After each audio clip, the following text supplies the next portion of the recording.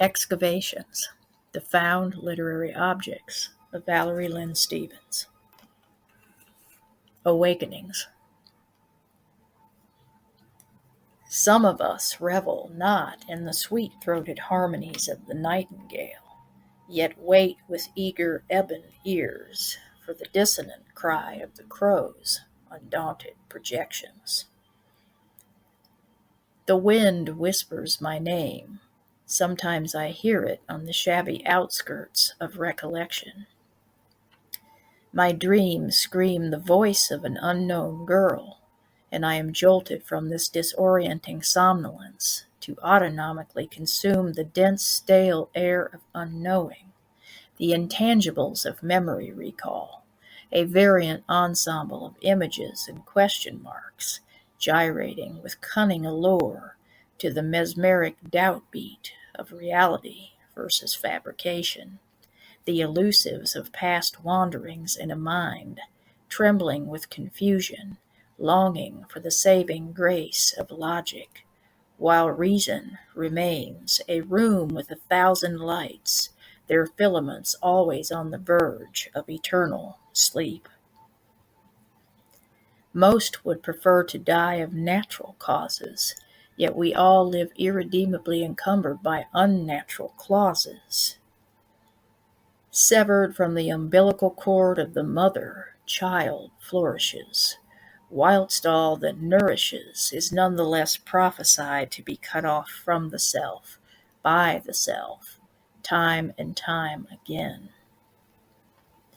Accountability is shifted as mother and child are further and further drifted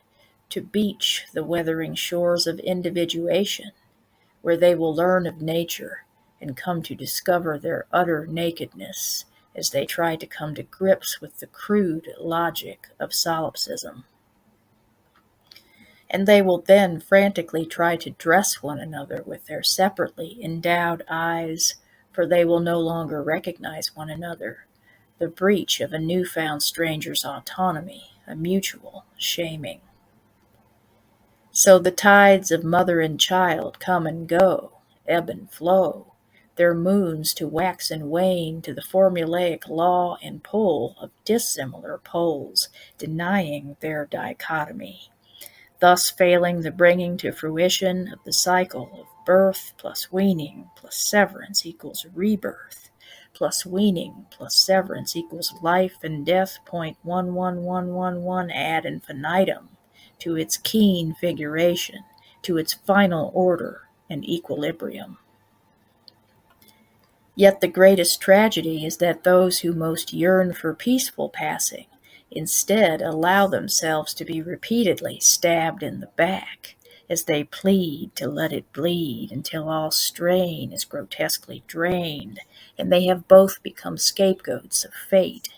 apprentices to mortal life's overruled objections, the crimes those justified through eyes of warped perception, made cataractic by the diseased soul, the heart once crystalline and transparent, now opaque and sooty, the shadowing of the dark essence, wholeness to never come full circle,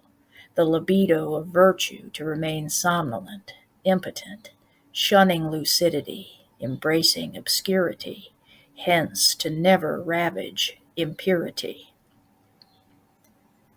The inner essence of light is time and again obfuscated by the denial of unifying depth introspection, and the mortal organism becomes laden with infection from the promiscuities of life's rough, bare intercourse, the human experience becoming a little too experienced, while innocence steadfastly clings to the cold, dry breast of ignorance, a virgin oppressed and pining away within the savagery of civility, yearning to be raped by the engorged phallus of truth, uncensored. And when the hymen of innocence is finally penetrated and torn and stretched, the blood coagulates inside after it drips the last stain upon the pristine black sheets of necessary corruption. Innocence then begs for more, another, until truth is spent and abandons her like a forlorn lover. Yet still she gives a come-hither wink and nod to deception, waiting his turn in the wings to possess her. But he, too, flees the scene when she tells him she didn't mean to become impregnated by reason's essence, an immortal seed,